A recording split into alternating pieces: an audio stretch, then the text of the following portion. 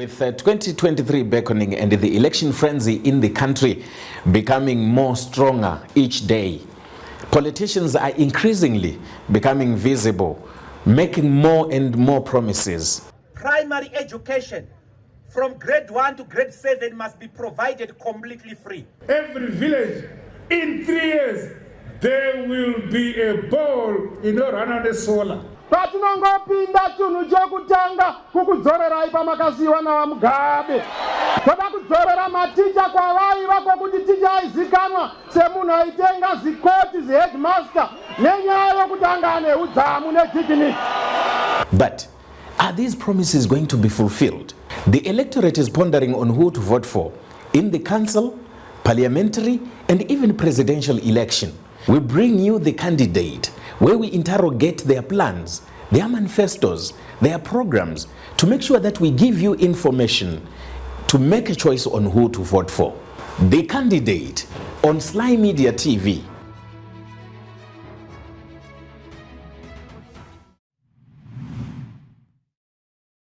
It is election time and the country is in the election mode. This is the time where we invite political parties, spokesperson, presidential candidates to come and share their political manifesto with the electorate so that come the 23rd of August 2023, the voters will decide whom they will vote for. And to discuss the current political affairs in the country, we have invited Senator Morgan Komichi to share his views. Kuti patiri pakamera sei, kwatiri kuenda kwakamera sei. We know during this time, presidential candidates do conduct or have political rallies, but others, they have gone underground, but still they want to appear on the ballot paper. The reasons why we don't know. Senator Makadi. Zofara Makadi. Pamakapezera kuya kuno kumanga mine MDC. Yanzi MDC chiyama tauranizwa ipa. United Movement for Democratic Change. United Movement for Democratic Change. It's not tender. Yes, as of now, where is UMDC? UMDC iriko, but let me take this opportunity to explain to the public that UMDC is the summation of all splinters that came out of MDC. Okay. 1999, the original MDC was established, but over a period of time, there are certain splinters that left the main body. Yes. Such as the one that went now, Professor Washminwe, that went now, Comrade BT, that went now, Comrade Chamisa, and many others. Those are splinters. So what then we are trying to do right now is to bring back all those splinters to the original MDC. So this is going to be the summation of small MDCs who are in the wilderness, whom we are inviting to come back home and re-establish the original MDC. So we are using a marketing term, which is United Movement for Democratic Change, for purposes of marketing. But however, we are reconstituting the MDC as it was left by President Morgan Tsvangirai. Remember, when President Morgan Tsvangirai left, he had already brought back Comrade Washminwe, he had brought back Comrade BT. We actually reconstituted MDC original at that time. But however, from the time Morgan Tsvangirai passed on, still other splinters were then realized. So I am reconnecting to what Morgan Tsvangirai left, to reconstitute the real MDC, and the MDC as a party still exists, and the party constitution still exists, but we are enticing people through the word, through the marketing term, United Movement for Democratic Change, which is equal to MDC. So I'm not going to get to change any constitution of the party. Okay. You remember we once did it before. We had MDCT in 2006 and thereafter. But there's no party constitutionally called MDCT. We had also MDC Alliance in 2018, but we don't have a party called MDC Alliance. The party still remained MDC. So at the moment we are MDC, as I proclaimed on the 14th of June that I was taking over the leadership of MDC. Constitutionally, actually, I got the right to do that when things are not done properly. You remember what the Supreme Court ruled. It ruled that after the death of Morgan Tsvangirai, the party should go back to its original status. That the Supreme Court judgment, which empowered Madame Coupe to lead as an acting president, and also empowered me to lead as the chairman of the party, and that is now law as far as the legal opposition is concerned. Since the Comrade Chamisa came in and led for a short period and left, and then formed his own party called Triple C, then Comrade Monzora also tried to lead, guided by the Constitution, by the Supreme Court judgment, but he dismally failed. Okay. He never even followed a bit of the constitutional calls that were there. So the MDC family then in the entire country have rejected Comrade Monzora and whatever he did. So we're restarting the game, reconnecting the 2014 structure where President Morgan Tsvangirai left. If you go back to that stage, our constitution is very clear on what should happen when the president is incapacitated or if he's not even around. Section 931A says clearly that in the absence of the president and the vice president, the national chairperson takes the acting position of the presidency. Now, President Morgan Tsvangirai is gone. Madame Coupe is now in the Triple C. So the national chairperson who is left is Senator Morgan Komichi. So on that aspect of the constitution, I am the legitimate acting president of MDC pending the National Congress. We are regrouping the people currently. We are re-establishing the structures, and we are preparing for the proper legitimate Congress, which should then elect the proper president and his leadership. I am going to lead that process by being the chairman of the party, secondly, by being the acting president of MDC constitutionally, by our MDC constitution. I got that mandate. So this is the same mandate or the same legal position I used the day I held the press conference on the 14th of June. That was the legal position that I used. But I know many people could not understand, many people did not get it right. So, but today, I am clarifying that matter. I am the acting president of MDC, and I am in touch with the entire structure, system of MDC. All the 12 provinces of our party are working with me right now. We now have an acting organizing secretary who is here with me here, Mr. Wiklod Maravanyika. We are organizing the entire country, and things are moving on well. We are going to be holding a congress as per the law and as per our party constitution. So I want people to have the confidence that we are reviving the party, and we are going to be great again. MDC will be great again. That I can assure you, and we will give Zanu PF a torrid time, and we do believe that we need a strong opposition as it was during President Morgan Tsvangirai's time. We are missing that. I am personally missing that, and I do believe that I and my team that I'm working with, we do have the capacity to re-establish a real opposition party, the one that would hold ZANU-PF government accountable. Yes, but I'm not sure on this one. Probably you can just scoop me.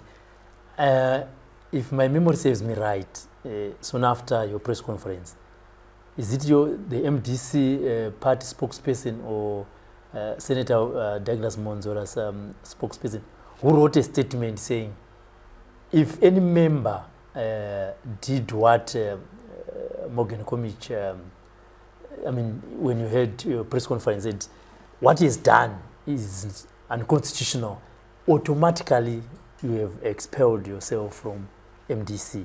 Probably if you can clarify on that position. Actually, the people of MD have expelled Douglas Monzora and a few people that are masquerading as MDC leaders right now. I want to challenge them to go out of Harvest House and go and address a meeting in Blawa and address a meeting in Machine and show us whether they will have legitimate MDC people around them. And I wanted to take up this challenge that if I go to Bulawayo today, I will address MDC cadres. Okay. If I go to March South, I will address MDC cadres. If I go to March Central, I can address MDC cadres. If I go to Manicaland right now, I will address MDC cadres without any problem at all. We took over the leadership of MDC, as I said on the press conference, that I would not just sit down and let a great party like MDC collapse while I am there. I gave an analogy of a plane, championed by a sick pilot who has been struck by a stroke, and I then said, I am a passenger in that plane, and I'm qualified and I'm knowledgeable to champion the plane. What would I do? And a normal answer is that the healthy pilot would jump into the cockpit, remove the sick pilot, and save both the lives of the people and the plane for safe landing, and then hand over the plane to the owners. So I've taken over that, and I've saved the plane, and I've saved the people of MDC. I'll hand over the plane on the Congress Day. But do you think, or are you assured that the party structures have confidence in your leadership, having been in Monzora's camp, which eventually, probably some school of thought would say, you have contributed to what MDC it is today, to the destruction of MDC. How then can they have confidence with a person who have worked with Monzora on the same lane to come and say, I want to revive a party that they've contributed to destroy? I want to make this position very clear. I got evidence that I showed to the people of Zimbabwe that I was never part and parcel of a ZANU-PF agenda on which Douglas Monzora was. When the amendment number 1, number 2 came into Parliament, on record, I'm the only one who voted against amendment number 1, number 2. In the entire opposition leadership, Yangairi Kuna Monzora, I voted against, and it was public knowledge in the social media and in papers that Morgan Komichi voted against. I never went to the State House. I never went to the state events such as Hiroseka and Independence. This does not mean that I don't respect the heroes of this country, no. Nor do I don't respect the independence of this country, no. I respect them. But as an opposition leader, I must have my own platform to respect the Independence Day of our country. An opposition leader, I will have my own platform to respect the heroes of this country. But I will not dine with the ruling party. This is the problem. What the problem is, dining with the ruling party, you would confuse the people that are following you. In politics, there are two groups of people. There are opposing people who are holding the ruling party government accountable. And there are also ruling party people who support the ruling government. That distinction is very clear. You don't have to doubt about that. When you decide to join politics, you must find yourself either in the ruling party population or in the opposition population. So if you confuse people, people will misjudge you. I have taken MDC from the peripherals of ZANU-PF, where Douglas had taken, back to the opposition family. MDC now has joined the opposition family. In the opposition family, there are so many actors, such as the Triple Cs, the civil organizations that are against the ruling party, and many other churches that are against the ruling party. That's the MDC family. That is where I belong now.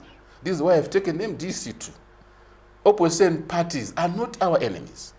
Opposition parties are our partners. We compete for superiority in the opposition family. So I have remained an opposition addict. And I've never acted in a manner that was pro-ZANU-PF, as what my friend Douglas did. So it's unfortunate. I was in a team of betrayers. Yes, of course, I will take this opportunity to the public, or to the entire public of Zimbabwe, that I, Morgan Komichi, has never joined ZANU-PF. And if ever I was mistaken of having worked in ZANU-PF, I want to publicly apologize. But what made you believe in Douglas Monzora? At the at the early stages of our struggle, Yes, yeah. my young man, Nelson Chamisa, did not follow the constitution. He grabbed the power and never followed the constitution. Our party constitution was very clear by then, that after the death of the president or the president being incapacitated, there should be an acting president. An acting president should then, within 12 months for a period, call for an external Congress for him to be reconfirmed or to elect a new president to take over from the incapacitated president. That was my bone of contention. That is what I wanted my young man to do. I had no problem with that, and he was very popular by then. He was going to win anyway, even if he had really gone for that external Congress. But failure to follow the constitution was my bone of contention. Then, unfortunately, the young man who then took over from Chamisa in MDC performed dismally, worse than what Nelson actually had done. So we observed this, and we gave him time. We thought he was going to reform, and we realized that, the Douglas Monzora is actually taking MDC to the doldrums, and that's why we had to take action that we took on the 14th of June. My other counterparts, such as Senator Elias Mzuri, actually took him to court. Those are our compatriots in this struggle to restore and resuscitate the MDC to its original state. But so why did we are jointly working together, Nana Baba Mzuri, so that at least we can restore MDC to where it was. But why has it taken you so long? Don't worry. Letting the young men that you're talking about destroying the party that you found. Time is God guided. Don't worry about time. There's always the right time. Right now, the opportunity that we have right now is MDC acting president. I see a lot of opportunities that are there to revive the opposition to its original status. Is that many people have now seen the strength and the weaknesses of other actors and other party leaders. They've seen it. And I am receiving quite a big welcome from all factions of MDC. I have outlined that MDC is splitted into various compartments. And those compartments have now seen where the good leadership is, and they are coming back to work with me. If I had done it earlier than that, I was going to receive attacks from all those compartments. But now, because this is God's time, this is the right time, I am now working with so many people from various MDC splinter groups. Some of the information, from your party members, Senator Komichi, is you betrayed them as well. But the time when they were calling out Monzora, that is a ZANU-PF project, you did not do that. Now that because your term of office as a senator has come to an end, and you know very well that by then the weapon that Monzora used for anyone who spoke out about it was a recall. For you to save yourself, to remain within that position, you did not speak out about it. Now, because we are at the end of it, you say Monzora is a ZANU-PF project. We have to apply different strategies. And you have to make sure that there are so many ways of killing a cat. To me, really, to be recalled by Monzora, I would look at it like if you move in the street, Robert, and Benzi Rokurowa Mbama, do you know who will be blamed? Robert, kumusha kwake kune ngozi. Kwete munhu anopenga kurowa. They won't see. Hana moswa naye. They will look at you. Then Robert anobika doro kumusha kwake kune ngozi. That is how I looked at the situation of being recalled from parliament by Monzora. Because Monzora has no contribute any value for him to claim ownership of those MPs that he was actually expelling. I would feel, highly betrayed or betray my conscience as a strategist to allow Monzora to have recalled me. So I waited for the right time to show to you that I never respected what Monzora did. During the EOC, External Congress, I myself, Comrade Thokozani Kupe and Comrade Mzuri pulled out of the contest, and we are on record calling the EOC a farce. But after realizing that, we said, okay, let's come together and see whether we can revive the organization. We communicated among ourselves, myself, Thokozani Kupe and Mzuri, and we expected to, even in the Bible, Jacob stole the leadership from his brother Saul. But when Jacob took over, he went on to pray and ask God to bless him. That's the biblical concept we used. Okay, all right, probably God wants that. But we gave him time. We went for the ordinary Congress. He did the worse than what he did by EOC. We said, enough is enough. From December, after the EOC, I never attended the Douglas Monzora's meeting, even one. I never attended. I never even went to the Harvest House, even once. That is as far back as December to June. People can't say that I was moving with Douglas Monzora. People can't blame me for being strategic. I didn't want Monzora to recall me. I didn't want him to give him unnecessary fame. I didn't want him to obstruct my thinking. But I had planned for the move I took on the 14th of June, well back in December. And I said, it shall come a time. As a strategist, you have to use tactics to make sure that you don't go down. From the 14th of June, instead of getting through unnecessary stress and confusion of being recalled, I am actually flying. I don't have any problem.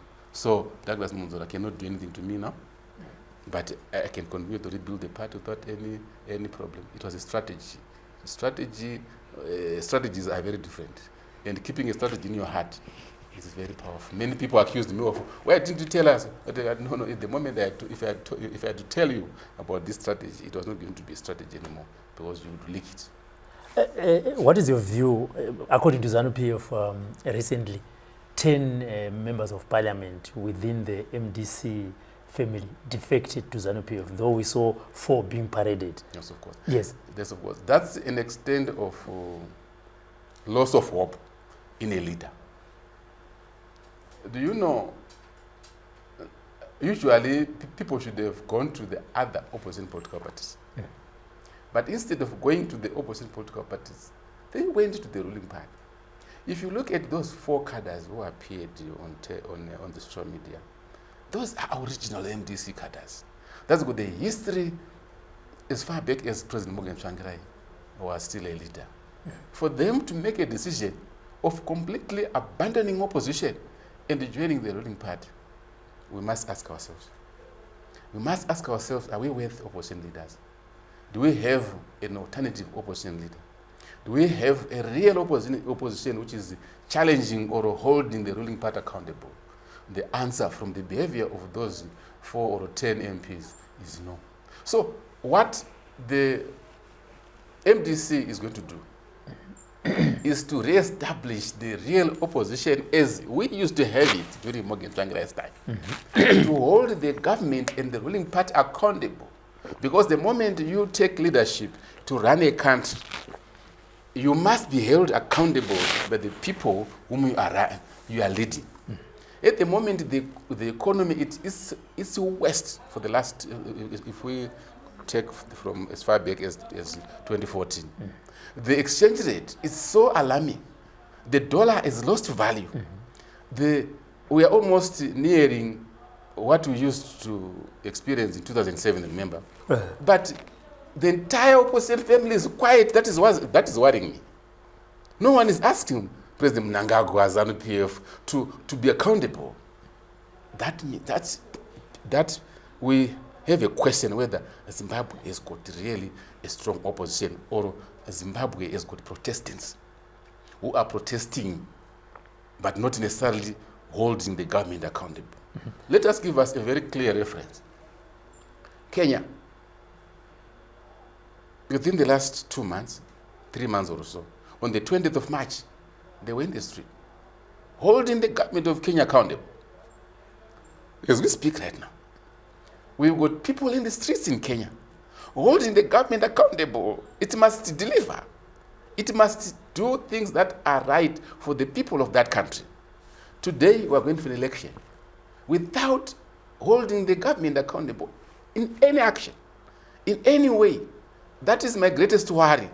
We don't have a strong opposition movement in Zimbabwe. I'm not pointing fingers at individuals, but I'm also pointing fingers at myself, because I'm also an opposition leader. I must take responsibility and accountability of things that are happening in Zimbabwe, and admit to the people of Zimbabwe that the opposition in Zimbabwe is extremely weak. It needs to be revived. People need to go back to the service and sacrifice. Vanhu musatya kufa because munouraiwa neruling party kana nehurumende.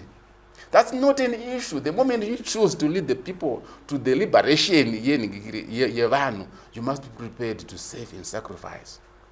Our own Lord Jesus Christ, when he came to effect change on this earth, from the Old Testament to the New Testament, he had to save it and sacrifice by going on the cross. The blood was shed, tears were shed, but the Christians were liberated. And we have a new kingdom right now.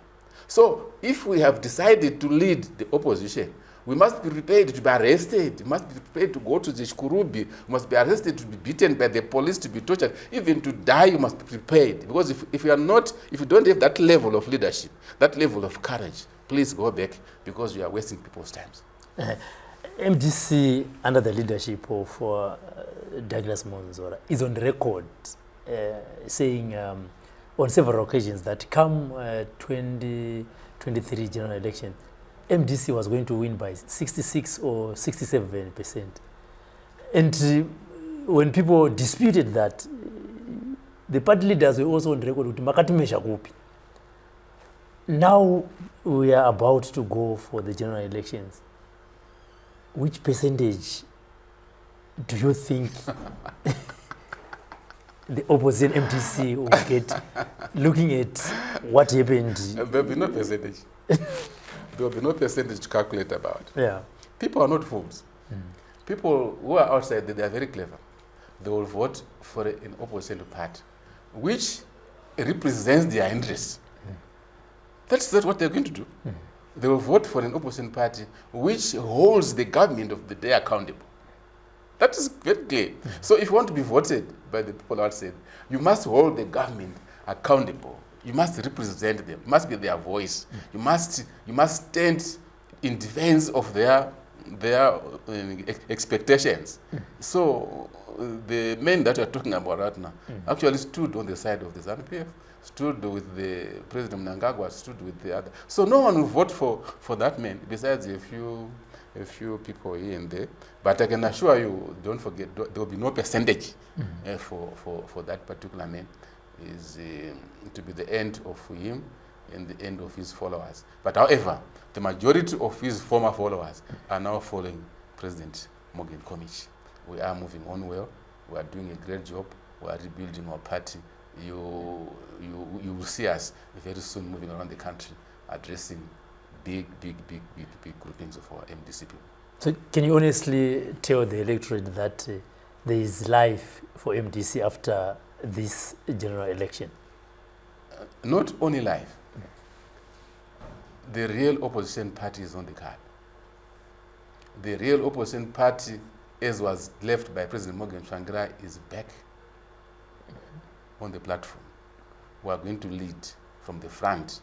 We are going to call for public demonstrations, peaceful demonstrations as our constitution. We are going to hold the Mnangagwa government in this part accountable. We don't care whether they will put us in jail, we will go to Majero. We don't even care at all. The people have suffered enough. Right now, look at the salaries which are being earned by the civil servants. Right now, a teacher. Just if you have got a teacher and a friend of yours or a neighbor, just talk to them and let the RTGS that they are earning, you divide by 10 or 15 exchange rate and convert it to the US dollars. They are earning less than $70. And what do you do with $70 these days? So if you go to the entire civil servants, they are earning nothing. They are earning nothing, and there's no way people can live under that kind of... The economy is dying, it's decaying, and the government is there. They have to come out with strategies to revive the economy such that the people will benefit. The people of Zimbabwe need to feel the economy in their pockets. There's nothing. I can't see it. I can't feel it. Pensioners today are living in abject poverty. Pensioners today. A pensioner is given $60 a month. What kind of life is he going to live? Students at the universities right now, they cannot pay school fees. It's not possible because the exchange rate is beyond reach. The cost of living, the goods in the shops are beyond reach, and the opposition is quiet. That's my worry.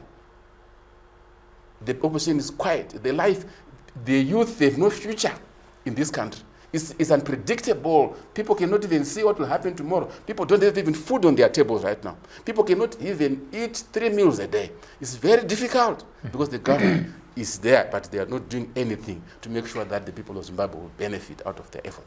Yet this country is full of natural resources. One of the richest countries in Africa is Zimbabwe. But the governance system that is being employed today is left us suffering. We must hold them accountable. If they cannot convert the natural resources into the benefiting outcome for the people of Zimbabwe, they must leave. They must leave. We'll continue with the liberation struggles objectives. We know them. We know why we fought for this country. We'll continue, but applying better governance systems and better economic strategies to revive the economy. We can do that. So if ZANU-PF cannot do it, please, they must pick their picks and go. They must make sure that if they are there in power, they must make sure that the economy is revived. Come 23rd, there are several presidential candidates, President Emmerson Mnangagwa, President Nelson Chamisa, President Douglas Monzora, Joseph Bosha, Kasia Muru, and who else? And Mzorewa, if I'm not mistaken, and the other quiet guy. And probably we are waiting for what will happen to Kasugwere. As a leader, or as the acting president of Movement for Democratic Change, which candidates are you endorsing? Which candidates are you urging your party members to vote for?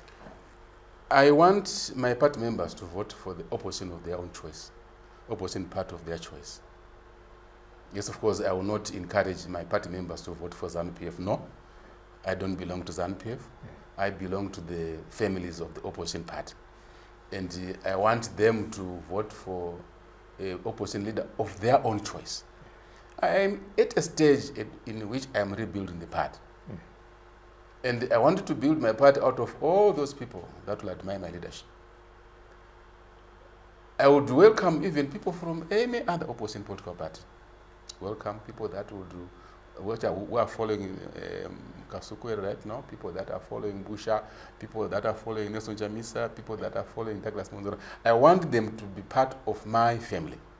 I want to provide a new leadership, a Pan-African approach. I want to introduce new politics in Zimbabwe for opposition. And I want to invite all those people to come and work with me. So the moment I say vote for X, the other remaining 10 political parties will make me their enemy. So I'm not stupid. So I'm not going to endorse one particular candidate, but I would allow my people, my followers, to go and make their own choice in the ballot paper. Yes. Because my main objective right now is to reconstruct a new organization, a new party, which is going to make sure that it will hold the ZANU-PF accountable.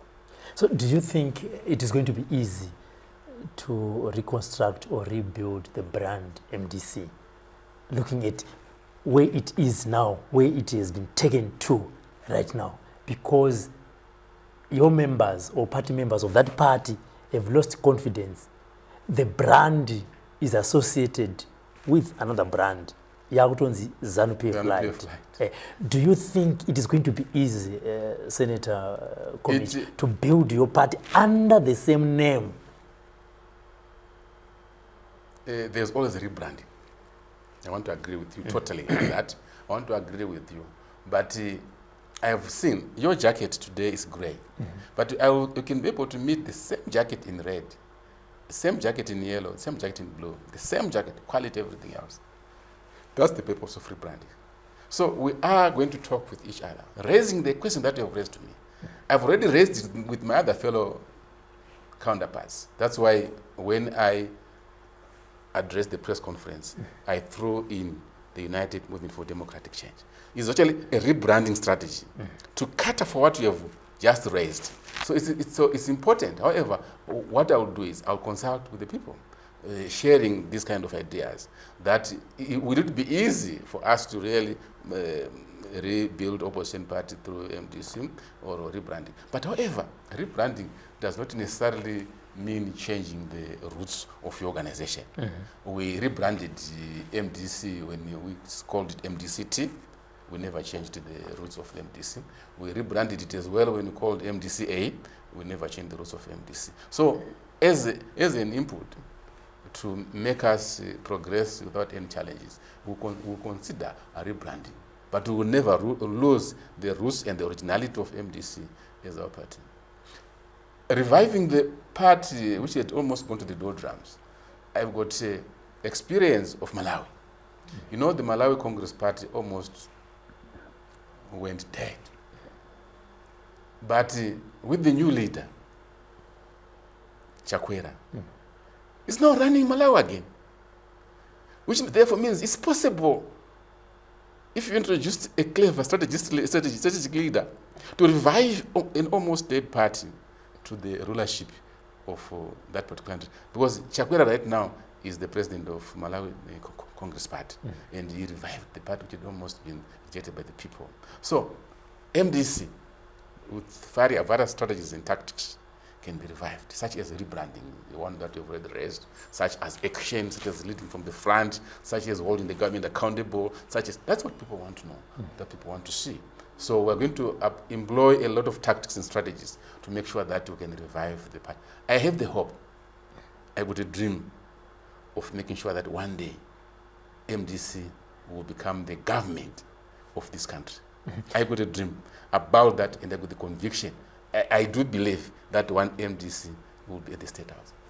From the formation of the opposition movement for democratic change under the leadership of Morgan Tsvangirai, what kind of legacy did he left?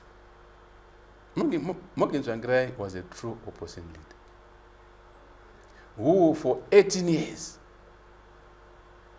propaganda failed to destroy him because he stood with the suffering masses.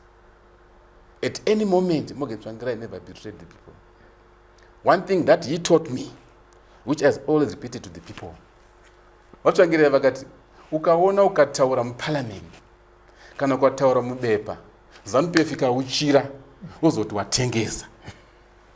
That is one of the lessons that I never lost, and I will never betray that man.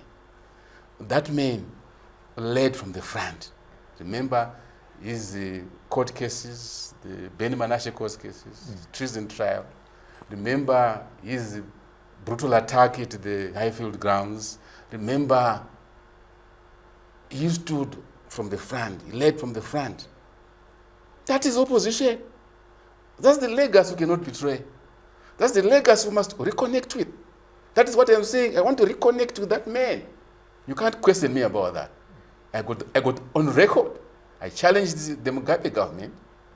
I went to prison twice under Mugabe government for 6 months and 100 days. I challenged the President Mnangagwa's government right now when I said the results were fake. We are not verified. So that character is there, leading from the front. So this is the time I was leading behind Tsvangirai by that time. I'm now leading from the front because my friend Morgan Tsvangirai is gone. So I'm going to lead from the front. I am prepared to follow Morgan Tsvangirai by any means. If it means dying, I'm prepared to die. I'm not afraid of dying, ladies and gentlemen, because my own Lord, Jesus Christ, died for 8 billion people. And he died for the people, for them to be saved against the sins. Whom am I to be afraid right now to die for only 16 million people in Zimbabwe? I am prepared to die. If the Zanu-PF government wants to kill me, they can come and kill me from today onwards, because I'm going to lead a revolutionary party. I'm going to lead a party that will effect change right here. We need electoral reforms. We need the cost of living to be controlled. We need people to earn salaries. We need a strong dollar. They must be able to answer to that if they are claiming to be the leaders of this country. Senator Morgan, Komichi, is it difficult for you to join ZANU-PF or any other political party of your choice? We have seen some of your Joining members... political party of my choice is not an option. Joining ZANU-PF is not an option. It's a betrayal of the revolution of this country. It's the betrayal of the masses of the people that died during our time. We've got graves all over the country. We've got people that are in the diaspora that ran away from this country. And we've got homes that were burned. I cannot, over my dead body, betray those people. I cannot. What I can only do is to join those people that have gone to see God, that I'm prepared to join them. But what I can offer is an alternative, just to answer your question, is to work for the broad alliance. I'm going to be in the forefront of calling for the broad alliance to make sure that Zimbabwe has got a very strong opposition that would then deal with ZANU-PF. That I would do, and that I'm prepared. Not to join other political parties, but to work with other political leaders, so that at the end of the day, Zimbabwe will have a real, strong opposition political party. That I'm prepared. As we go to the end of this program, Senator Komichi, I just want to take you back to MDC National Council meetings. I believe and understand that you attended those meetings then. Decisions were made. Was there a whipping system? Were things discussed openly? Because looking at it right now, it is those decisions that were made by the National Executive Council or the National Standing Committee that has contributed to the destruction of the party. Was it a one-man meeting where someone chairs the meeting, agenda is from one person, endorsed by everyone else? What was happening in those meetings where you were just stooges when Monzora was speaking? I just honestly want to understand. Those were bogus. National Council, bogus National Executive, and bogus National Standing Committee. Very bogus indeed. You know, one of the things that the men did was to form a National Standing Committee of his personal friends. Okay. Personal friends. And the National Council that was being held would change people from provinces on different times of calling the National Council. Today, Manicaland would send this group of people. Next week, you don't see them. Tomorrow, Bulawayo will send these 9 people in the next Congress, the next meeting, you don't see them. So they were bogus. And there were only 3 people who really stood against all those bogus committees. It was myself, and Mr. Mzuri, and the young man, Vincent Wangrai. So out of 20-something members of the Standing Committee who would actually oppose, and we never agreed on anything that he was doing because they were unconstitutional. Okay. We never agreed that we should hold the National Council, should give the powers to the National Council to do the nominations. We never agreed. We objected that. We objected on every forum. We objected. So we're on record of objecting. But one of the things that I then made was that Musa Brusa Tsiri, that is when I crafted the strategy I'm talking about now. That is why you see now I observed all the weaknesses that are right now. I got evidence and the know-how and the knowledge of how Douglas Monzora and his team betrayed our revolution. I'm not being told. I was there. So we objected, the 3 of us. If to be fair, the other people, because they were handpicked from the street, so they were saying go simampo. So really, at the end of the day, we want to make sure that we reconstruct our part, reconnect with the spirit of Morgan Tsvangirai. That's why even if you remember, on my day press conference, the banner that I used was Morgan Tsvangirai as the president, Gibson Swanda as the vice president, Isaac Matongo as the national chairperson. That is where I reconnected with. I reconnected with those guys from there. So really, we are now on the right track. So as a politician, you have been in the trenches for a very long time. What are 2 things would you want Zimbabweans or voters to remember you with? Kana paa kutora panzi asi kutora Komichi pakataura chakatofana asi kutora Komichi is part of your legacy. Yes, of course. I stood with them for a very long time. I sacrificed my health and my life for the people of Zimbabwe. I went to prison for the people of Zimbabwe. I stayed in Chikurubi for more than 100 days for the people of Zimbabwe. And I challenged the regime at its highest level. When you challenge the results, you are challenging the president. Both President Mugabe and President Mnangagwa, I challenged them. But what I want to leave the people with now, what I want to see immediately after the 3 August, this coming one, is a strategy that will revive the economy of this country. A strategy that will deal with the sanctions which this country is going through. A strategy that would make every Zimbabwean united. A strategy that will make the Zimbabweans live in peace. A strategy which will make Zimbabweans have a common vision, a shared vision. It's what I call in Shona Nimbe, Kanado Umwe. That's what I want to see taking place immediately after the 23rd of March. In English, is what they've called inclusive government. Inclusive government and Nimbe are the same concepts. The other one is English, the other one is Shona.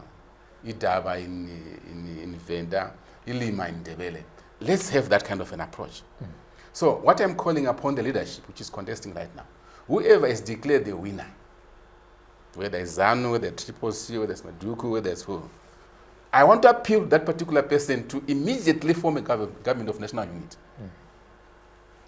So that from the 25th of August, we move people from the power contestation to the economic contestation.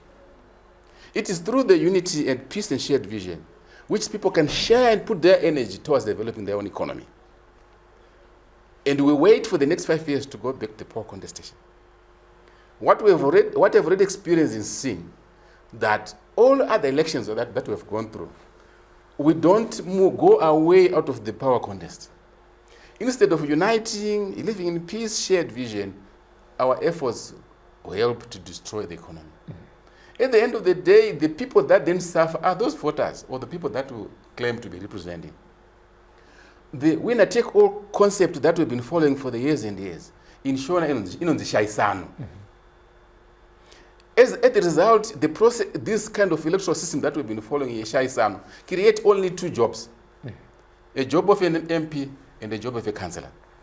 The 10 million voters that will have gone to the polling station would continue to live in abject or languish in abject poverty.